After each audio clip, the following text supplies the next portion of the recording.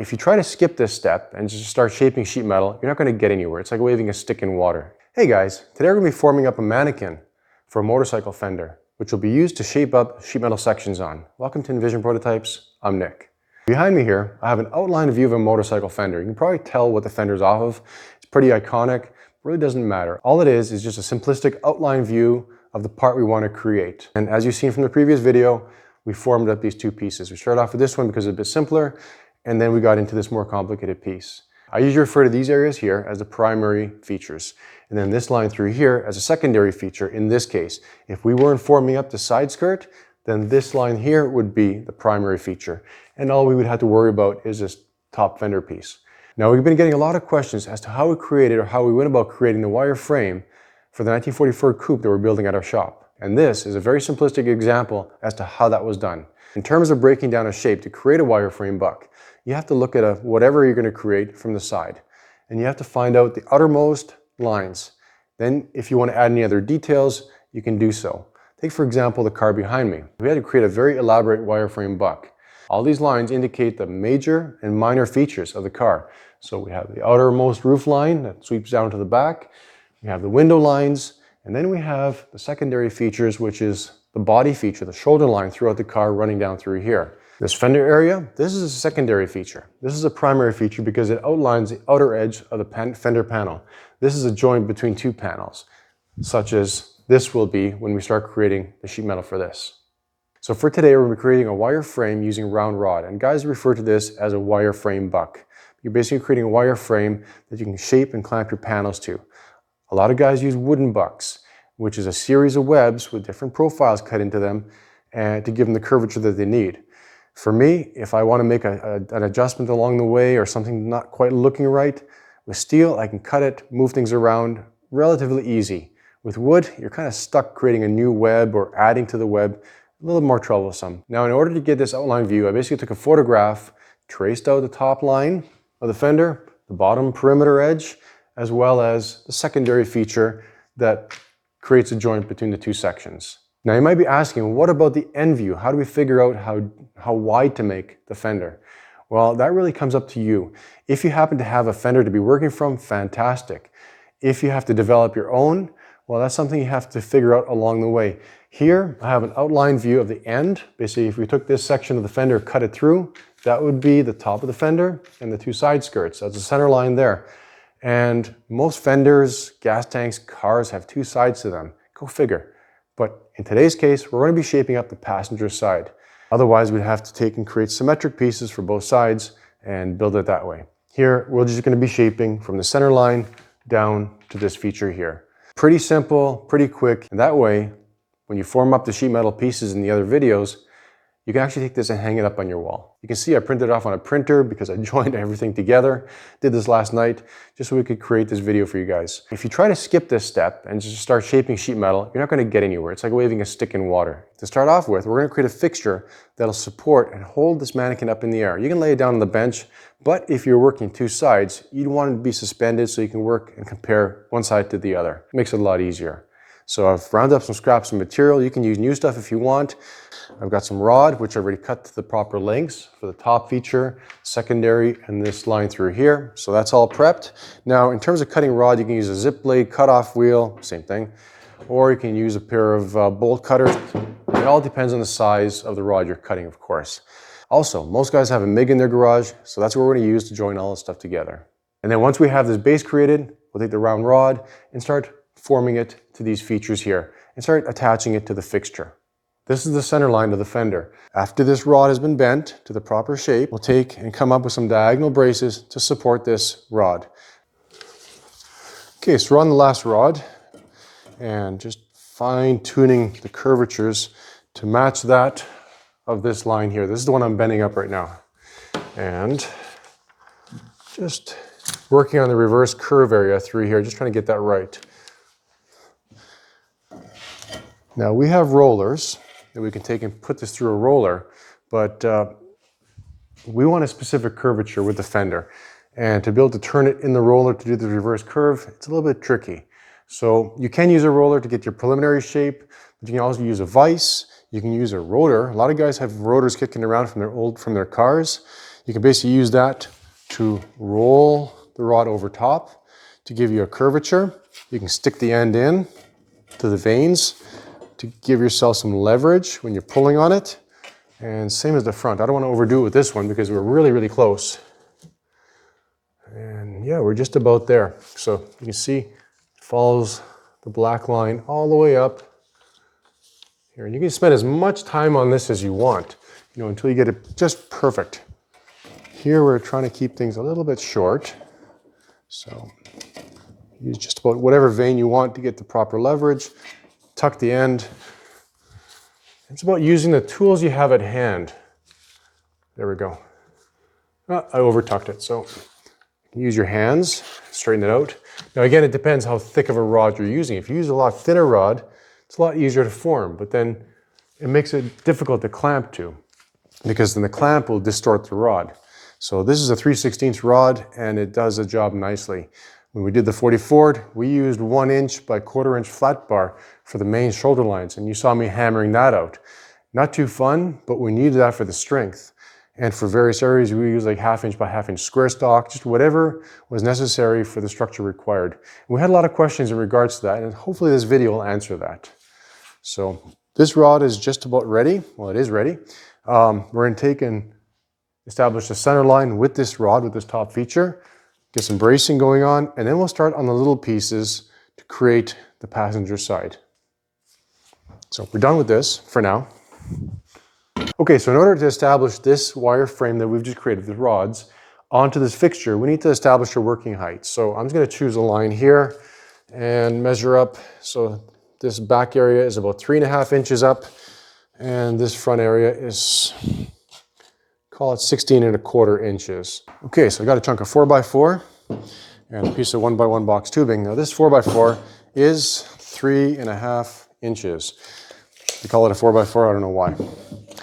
So we're not going to be welding to this, don't worry. We're going to take and just line this up with the center line, roughly for now, and just rest this rod on here so that I can take a piece of rod, tack it to the bottom fixture, and put a small tack right here just to help support the center line. Then we'll establish the front edge and again brace the front.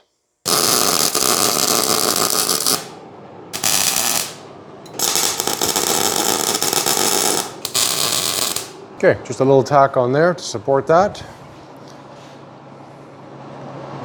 Looks pretty good. Take and pull this out. This is going to be our secondary feature, which is going to sit out here. And we have our bottom feature that sits down here. So we have this here, bottom one, and that sits just like that. Okay, that's good. So what I'm going to do is I'm going to take and join this primary feature as well as the secondary one together, because they're basically in a flat plane.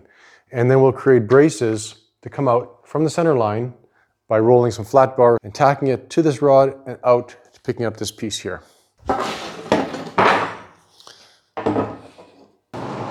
Need to extend the ground a little bit.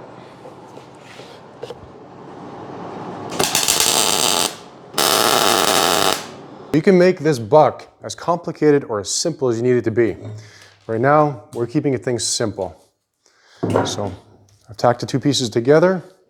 Should show you what it looks like.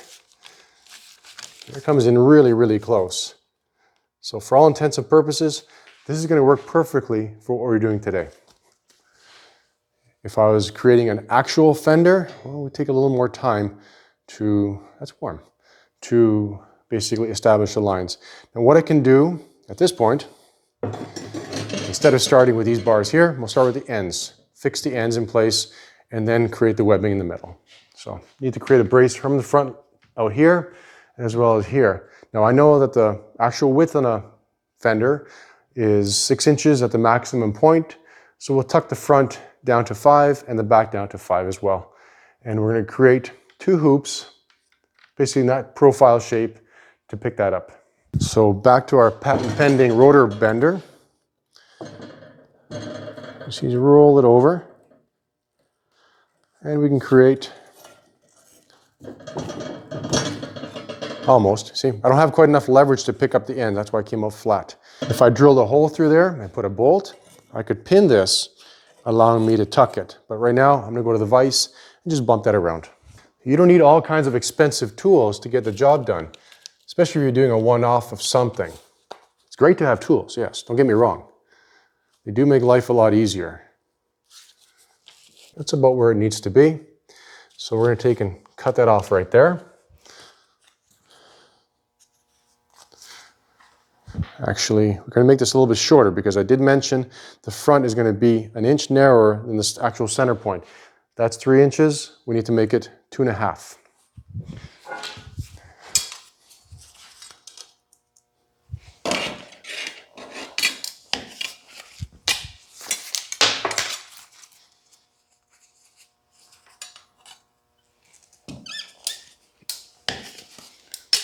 Okay.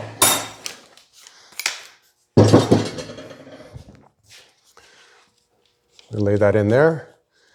It's a little bit open. Let's close it up. What I'm going to do is take and put in the vise, in the jaws, and just bump the center just a little bit.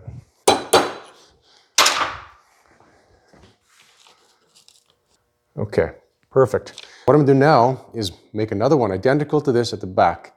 And again, this is just for illustrative purposes. If you're actually creating an actual part, well, you take a little more time to make sure everything is where you need it to be. Right now, this is just for demonstration.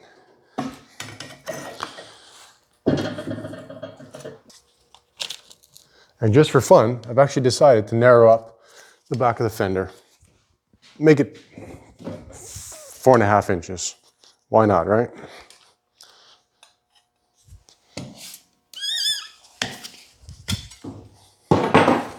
And this is going to sit right down here. That's going to pick up the back edge. So we'll tack this, tack the front piece, and then get the side profile installed. We can get rid of this.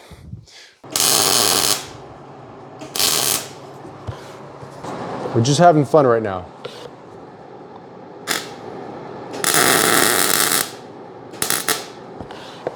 Oop.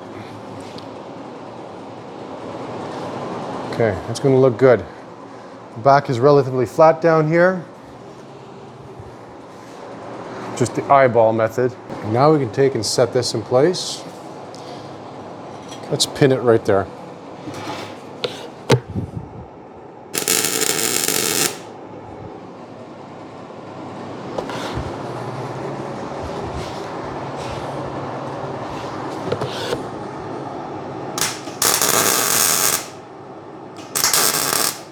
I put my tacks on the back side of the material, leaving this front area flush, so I don't have to clean up as much with the grinder. If you notice, there's a bit of movement between these two rods here, and we can't have that when we're shaping and clamping metal to this because the clamps will move this around as well. So what we need to do is create a few more bridge pieces across from there to there. And the other thing, I'm going to change the design of our base. I'm going to take and break this piece off, cut it off, and move it over here so that I can come down with a diagonal as well as a diagonal here when I move that one to give this a little more support because it's moving around. We can't have that. So back to our little hub here, or rotor. I'm just going to keep going around. See how well that works? Look at that. Nice hoop. And it's really close to where it needs to be. So I'm just going to adjust it with my hands a little bit. Perfectly fine. So we want this curvature here to match up with this curvature down here. And it almost does that. As soon as I cut it and bring it up, it'll match.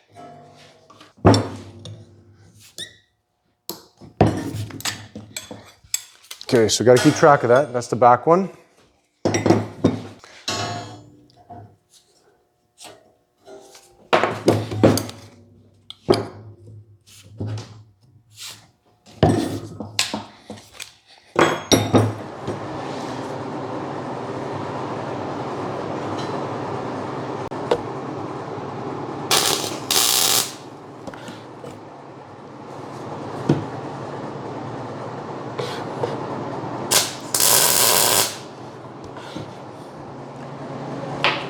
I'm kind of transitioning between this curvature and this one here because this is sharper and then it kind of tapers out down here.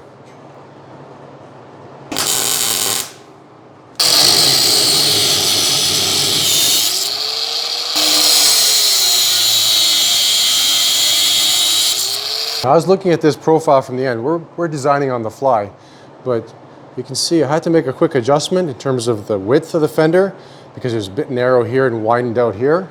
I was able to cut a little piece of flat bar off and just tuck it in.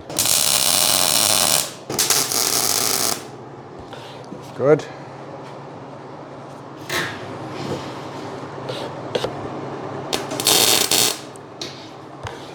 We'll grind that down after.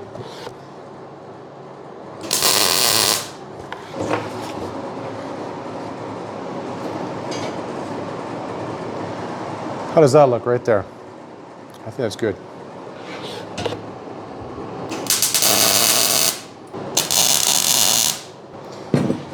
Put that one there.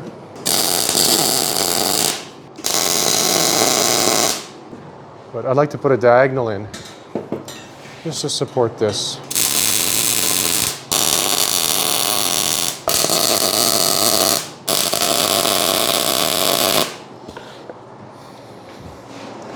Okay, that looks good. Just add one more brace right here.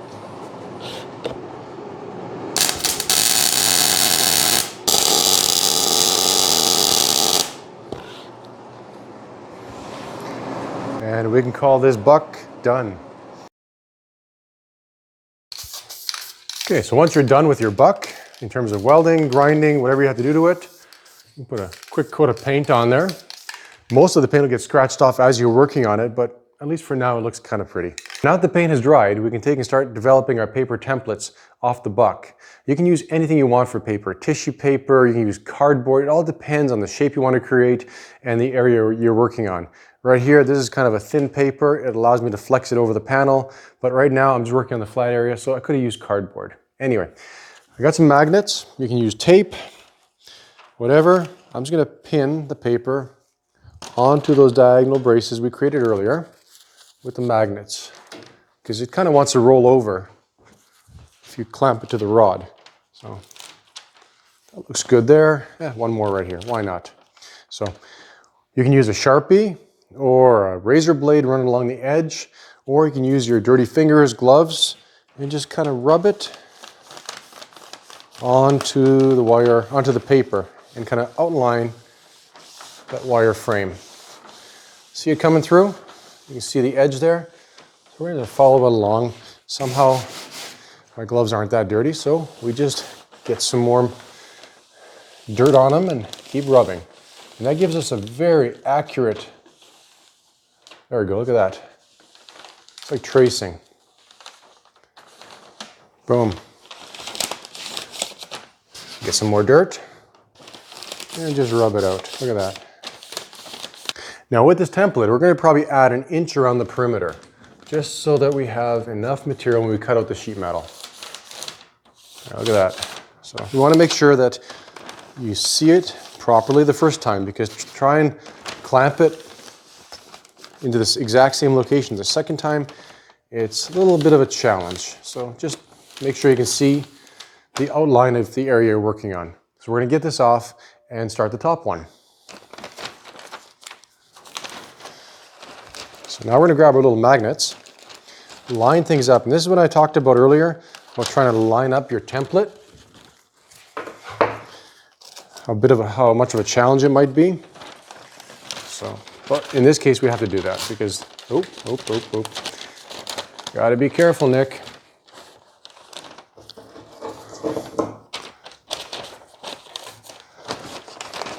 If I used a heavier paper, pressed paper, wouldn't be able to curve it around the way we need it to.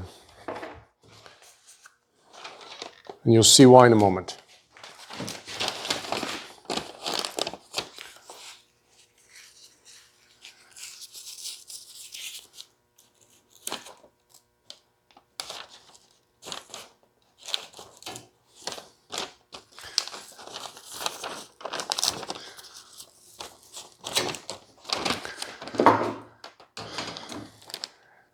Okay, and there, except for that tear, there is our paper template. Now it looks a bit gnarly, but that's okay. Now these areas through here, these where it's kind of bunching, that means we have way too much material around the outside perimeter. So depending on your skill set And depending on the tools you have available, like we have shrinkers, we have stumps, and we're able to shrink that. But if you can't shrink that, you're gonna have to take and make your part a little bit smaller. Say come into the top of the radius right here, and then make a secondary piece rolling down from the top. But we're gonna try and make this using the English wheel, and just the English wheel, make this piece right here without doing any shrinking. And that's the template for the side skirt. So we're going to take and transpose these onto some sheet metal and get into the next segment. But that's going to be it for this video. In the next video, we're going to talk about English wheeling basics. We'll start off with the fender skirt, and I'll show you how we start forming panels with this one. And then we'll get into this panel and create this panel in the same video. So stay tuned for that. I appreciate everybody watching. Please like, subscribe, and share our crazy metal shaping madness and fabrication videos with your friends. Take care, guys.